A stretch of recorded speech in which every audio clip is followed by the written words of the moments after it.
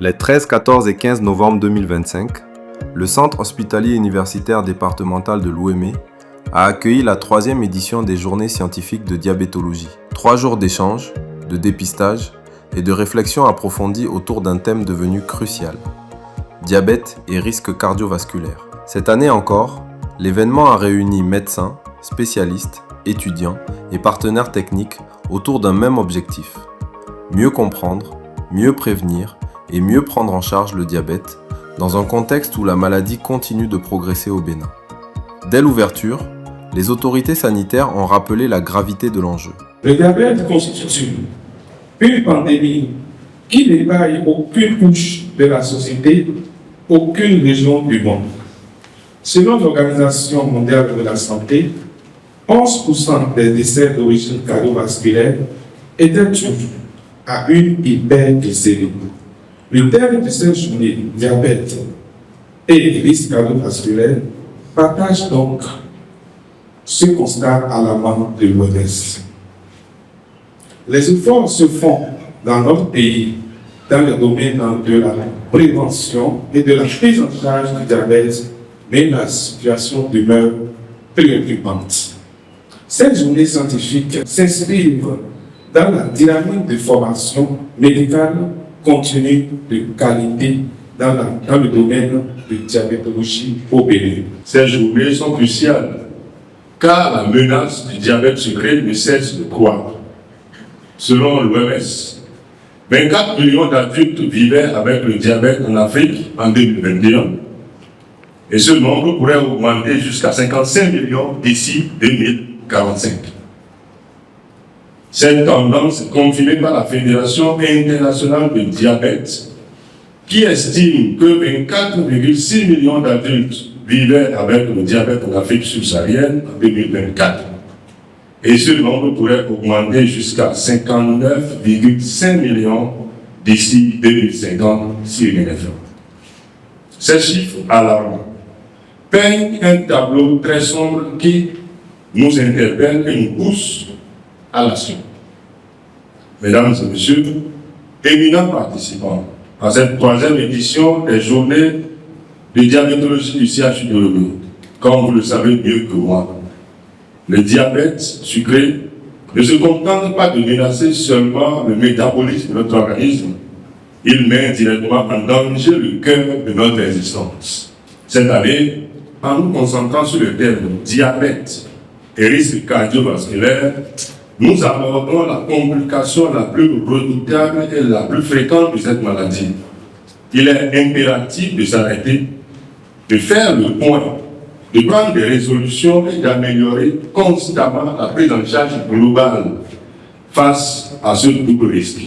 Cette 3e journée de diabétologie nous offre donc l'occasion de parler de ce duo infernal, le diabète et le risque cardiovasculaire. Un vrai duo de choc, mais dans le mauvais sens du terme. Heureusement, nous avons ici des experts qui vont nous apprendre comment déjouer leur piège et garder nos cœurs en bon état de marche. Je tiens à saluer le CHUD Ouémé Plateau pour cette belle initiative. Vous n'en êtes pas à votre première et vous prouvez encore une fois que la science peut rimer avec engagement et passion. Le diabète n'est plus seulement une maladie métabolique. C'est un véritable défi de santé publique, étroitement lié aux complications cardiovasculaires, parfois mortelles. Je voudrais inviter chacun ici à faire de cette journée non seulement un moment d'échange scientifique, mais aussi un appel à l'action concrète. Que les connaissances partagées ne restent pas en ces murs, mais qu'elles descendent dans les communautés, dans les ménages, dans les écoles. Je souhaite plein succès à cette journée de diabétologie et félicite l'ensemble du corps médical et paramédical de CHUD Ouémé Plateau pour leur dévouement. C'est sur ces mots que je déclare ouverte les 3e journées de diabétologie de CHUD Ouémé Plateau. Vive la santé, je vous remercie. La première journée a été consacrée au dépistage communautaire. Près d'une centaine de personnes ont été examinées, révélant une forte prévalence d'hypertension, de diabète et de rétinopathie. Une réalité qui confirme l'urgence d'agir.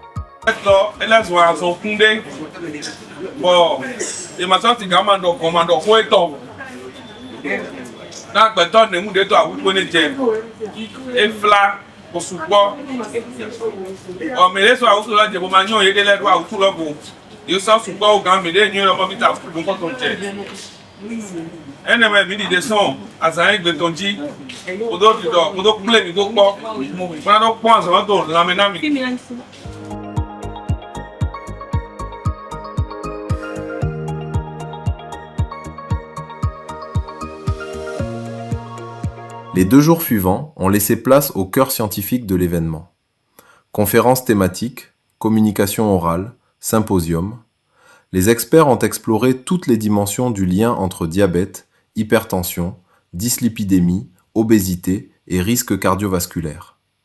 Les cardiologues, pneumologues, gastro-entérologues, rhumatologues, psychologues et spécialistes du métabolisme ont chacun apporté leur regard, soulignant l'importance d'une prise en charge multidisciplinaire. Le diabète, c'est la première cause d'insuffisance rénale terminale à travers le monde.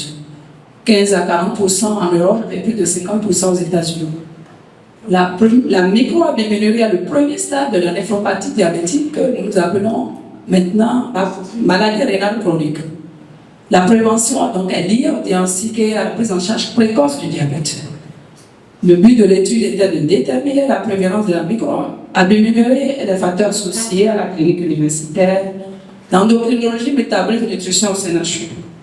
On note de façon globale un bon niveau de contrôle de l'hypertension artérielle à 82 et 88%. L'étude réalisée en Europe sur 6 000 patients dans 24 centres européens a permis de noter un score de 57% de contrôle de l'hypertension artérielle.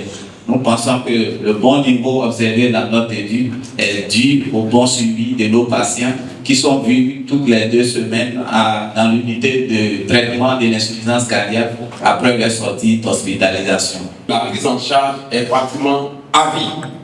On ne démarre pas un statine et on arrête parce que tout est objectif. C'est une maladie chronique. On doit soigner, arrêter. Il ne faut pas arrêter, on doit titrer, on doit continuer par traiter le patient. Et c'est par les mesures diététiques et les hypolipidémiens et la prise en charge des autres facteurs de risque cardiovasculaire s'avère indispensable afin d'optimiser la qualité de vie du patient. Sur ce, je vous remercie. Un moment fort. La table ronde sur diabète et activité physique. Identifier l'activité physique adaptée à chaque patient. Parce que est-ce que tout patient diabétique peut faire n'importe quelle activité physique? L'activité physique adaptée, c'est que l'on va faire de l'activité physique selon les spécificités de la personne qui veut pratiquer l'activité physique.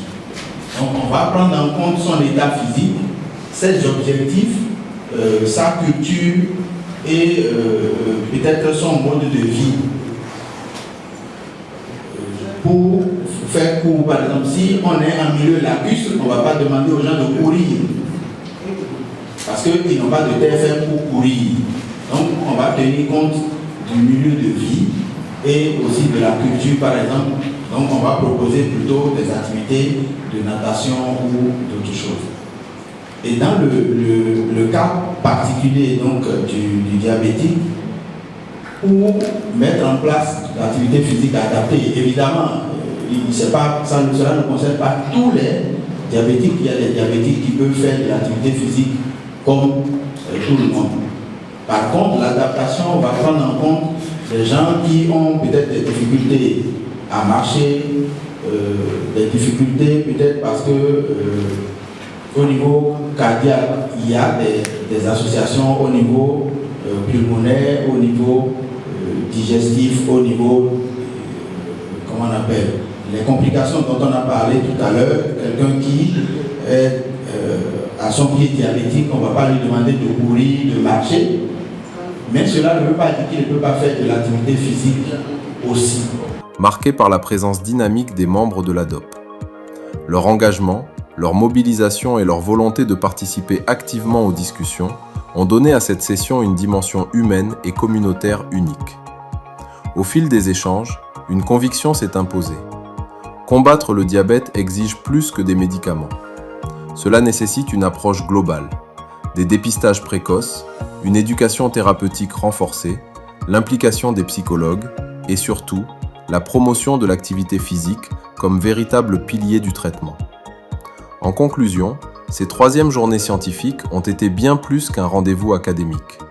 Elles ont été un appel collectif à l'action, une mobilisation partagée pour renforcer la prévention, améliorer les pratiques cliniques et protéger les populations les plus vulnérables.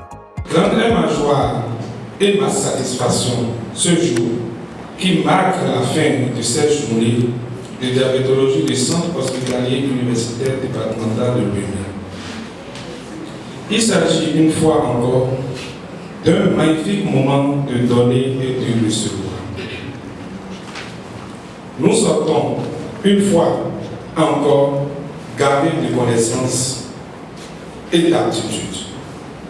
Signalons aussi que ce moment a été un temps de rencontre et de retrouvailles d'éminents conférenciers, communicateurs, participants venant de divers horizons. Moi, je dirais tout simplement merci à tout le monde. Merci à tout le comité d'organisation, merci à tout le comité scientifique, merci à tous les participants, particulièrement l'association départementale des diabétiques de l'UEME et du plateau, et puis précisément le président, M. Rousseau Achille, très dynamique. Beaucoup de choses ont été faites, dites, mais comme aucune œuvre humaine n'est pas faite, certainement qu'il y a eu des manquements. Et en toute humilité, nous vous présentons déjà des excuses pour les manquements que vous avez pu constater et vous prions de nous en faire part pour toujours améliorer.